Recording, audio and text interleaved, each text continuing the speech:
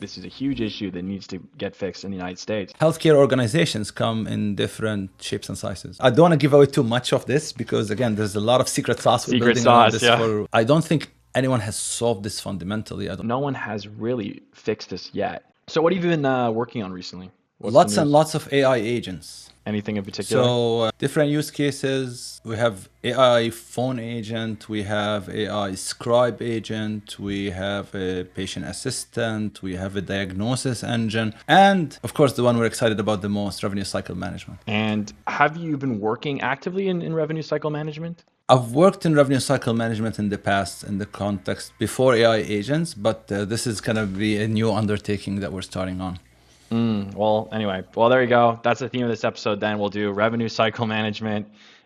We do have some questions here about revenue cycle management. I think the best first question is like, what is revenue cycle management? Great question. So if you consider a clinic or a hospital, typically the way billing works in that context is that, first of all, when a patient comes to see a doctor for the first time, or if you're visiting a hospital, usually there's the question of who's covering the cost of that visit. Do you have private insurance? Are you going to pay out of pocket? Are you covered under some of the federal assistance programs? And so part of what the hospital or clinic has to figure out is, first of all, who's responsible to pay for your visit, right? And let's say you go through the visit. During that visit, there's a certain amount of procedures done for you. There is physicians that you see, maybe labs, maybe imaging work, and all of that essentially has to translate into billing codes that if the patient is paying out of pocket, this is something that patient will have to get an invoice with all of the breakdown of the details on. If this is covered by insurance, the question becomes what aspects of that visit are covered by insurance, what aspects are private. And then when it comes to insurance, this is further complicated by the fact that there is, the way insurance, there's different networks for insurance. And so the patient might be on a network that maybe the clinic doesn't work on. And so all of that, plus now we conducted the visit, we rendered the services, now we need to file a claim if this is insurance related. And on this claim, we have to kind of break down what are the services that we've offered, given the patient during their stay. And now the insurance company has the right to audit that claim, review the claim, and decide, are we going to pay it all? Are we going to pay it partial? Are we going to deny the claim altogether? And now, because the patient is ineligible for whatever reason. So as you can see, there's a lot of complexity and nuance in kind of clinic revenue. And that's why it's a revenue cycle management. It's not a one and done. It's an ongoing process that happens, whether it's, from a negotiation between, the clinic and the patient or the clinic and the payer network. So who handles this right now? Like, what are the current systems in place? Depending on the US state you're looking at, and depending on the type of, whether we're talking about small clinic, mid-sized clinic, hospital, those tend to be processes, systems, people, or all of the above. In a smaller clinic, this could be something simple that there's an admin team who, maybe sits and maybe files them over the phone or files through, a file submission process. In larger clinics, clinic groups, services organizations, and hospitals, you're probably dealing with a volume. So usually it's systems and people dealing with this, right? And this team could look like, one admin on one extreme and a team of 20 on another extreme, plus additional RCM or revenue cycle management systems. And does the EMR play a role in this, or EMR systems? Absolutely. Yes. So the EMR can play two roles in this. The first is that the EMR is the medical system of record, right? And ideally, what you want to do is you want to have one-to-one mapping for every medical service rendered. We want to make sure there's a billing code associated. And then the second, so now we go to the second role. Sometimes the revenue cycle management functionality comes kind of baked into the EMR. So it's either that the EMR is just going to offer to external RCM solution, which could be vendor, could be software plus people. And so the EMR is either just conveying the medical information to an external system that does the revenue cycle. And this is actually specifically called medical coding. How do we take all the medical procedures done and then translate them into related billing codes? And when we talk about billing codes, there is, There's a lot of nuance there, but in general, there's something called ICD-10 code. And then there is specific billing related codes called CPT codes. And so if I have a visit where I've seen the doctor, but then the doctor took my blood pressure, and then maybe the nurse came and did my vitals, and maybe I had to do a stress ECG test. All of these things have to translate into billing codes that we can send later down the line to the insurance company. Okay, so we have the EMR, we have the insurance companies, and we have potential teams of people that work to do this billing process in the United States. Now, because of HIPAA and because of compliance rules, are there a lot of nuances to insurance claims? Absolutely. In fact, for someone to touch this process, they have to be RCM certified. So you actually, HIPAA aside, HIPAA talks more about kind of patient, healthcare data, privacy, etc. But for billing, for the billing world or the revenue cycle world, there's like RCM certification that you have to be a trained and certified medical coder to do this. Of course, there are systems that do this as well, right? So you can have a system where data flows from the EMR to the revenue cycle system that actually automatically handles a lot of the medical coding, but then there might be people who are sitting there and validating those kind of codes. Yes, is this claim correct? Is all the paperwork in place? Great, let's go ahead and submit this to the insurance. And what are all of the pain points around all these existing systems? I mean, you can already, from my description, imagine. you can probably tease out some of the things, right? Coding errors are a big problem. Instead of using code 55, I used code 75. What happens? Now the billing company might deny this claim. Hey, this billing code does not match this ICD-10 or this CPT code, and this CPT code cannot go together. So there's a lot of details and a lot of nuance and a lot of exceptions. That's one. The second element of complexity is sometimes a physician will, just write like a one-liner in the EMR about what happened in the encounter. And then when it comes to the billing company needs to see proof that this procedure was done, that other thing was done.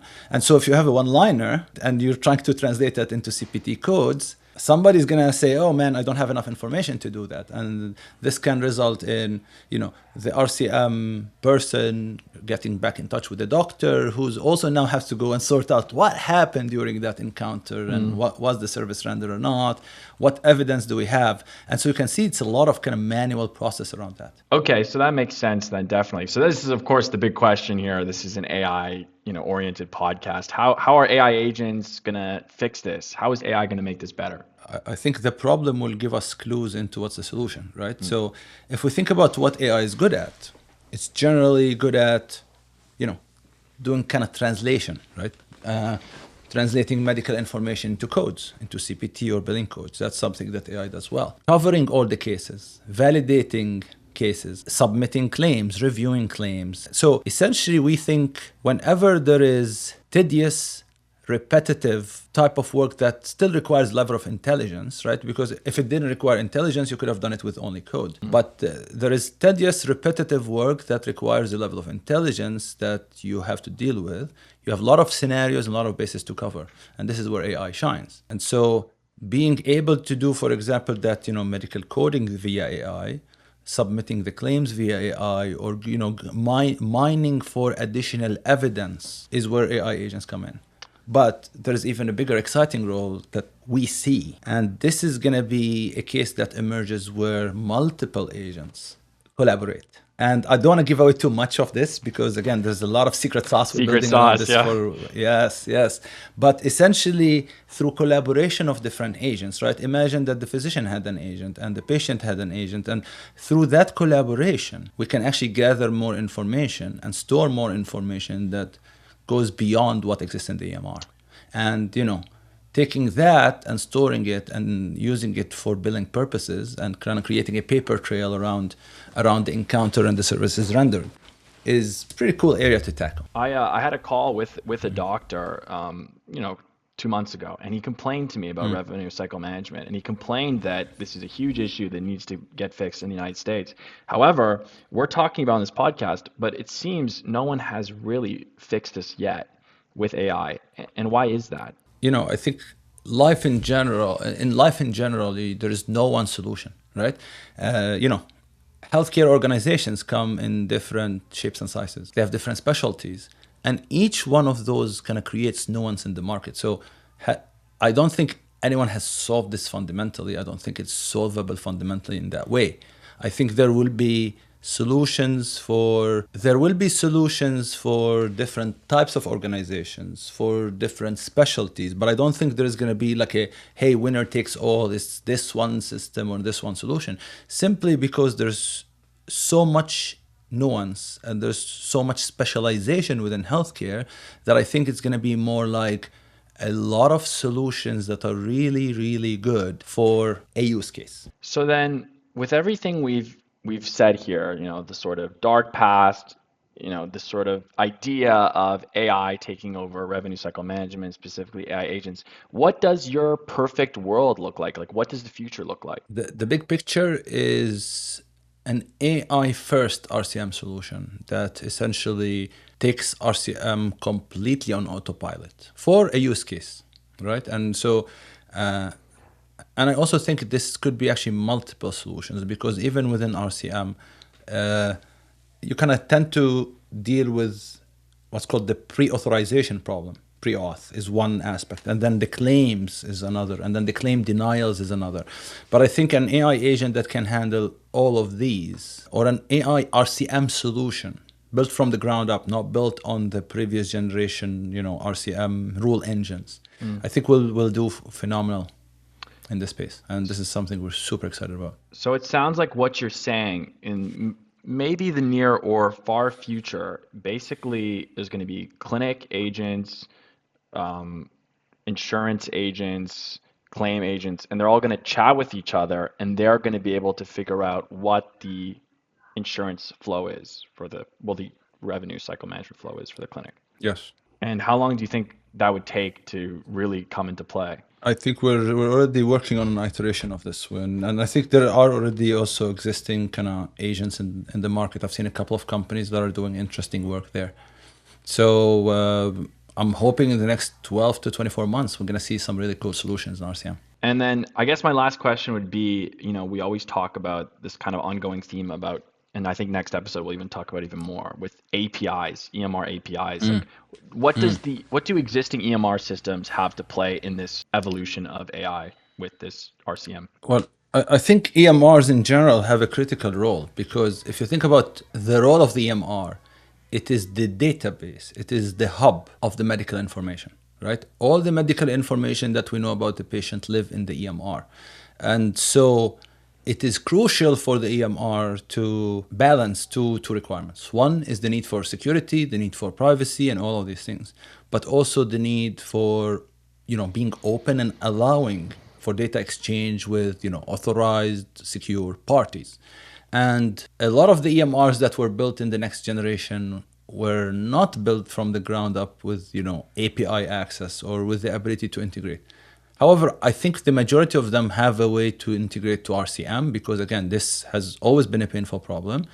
And so, EMRs have a critical role to play to be able to export the medical data about the patient for the purpose of billing. And then I think, from APIs in general, I think, the EMRs could do more to free up, to allow access to the data. And, I think historically, there's always been an advantage, whether we talk about EMR or take any other system in any other industry.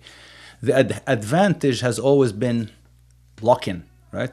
I want to lock, and so kind of vendor lock-in. Like if you are a vendor building a system, you're always thinking, hey, the more I open the system, the more control I lose. It might be easier, for a clinic to replace me. It becomes easier. So essentially, in a previous generation, that integratability and openness was looked at as almost like a disadvantage.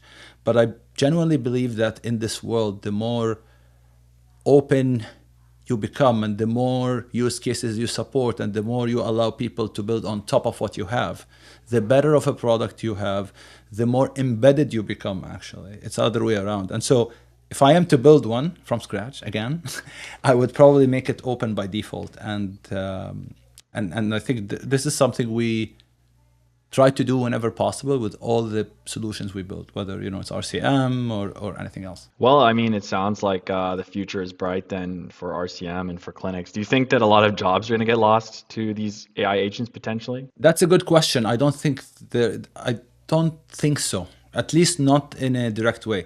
So just look at the statistics. I think there is a lot of burnout when it comes to the admin staff of clinics. And so I believe there is work that people don't really want to do. It's tedious, it's intense, it's a lot of, a lot of details, lots of nuance. It's just a painful and tedious process. And I believe what we're doing is more freeing up the people to do, things that require more intelligence, maybe more connection, maybe more kind of emotional connection with the patient. And I think this is something that AI will not be able to take anytime soon. And so I think what we're doing is essentially we're freeing up that labor or freeing up those people to be able to, focus on other things, to do things that are more exciting, that are more patient-facing, maybe more clinic-facing, as opposed to just dealing with the nuance of RCM. So that's a great point. I mean, so yeah, it looks like the future looks bright. You have, all these agents running all this insurance and then more time for doctors and staff to focus on the patients. Yeah, and more time doing what matters as opposed to just, dealing with claims and form submissions and. No, it sounds great. Is there anything else you think that's worth mentioning on this podcast? No, I think, well, no. I think you covered everything. I don't think there's anything else. You can ask some of your questions about APIs because they're relevant since we kind of picked up that theme. I think we should save it for next one because I have a bunch of API questions. It's a good. Well done. Thank you so much, Shoukri. And Good, bro. Enjoy.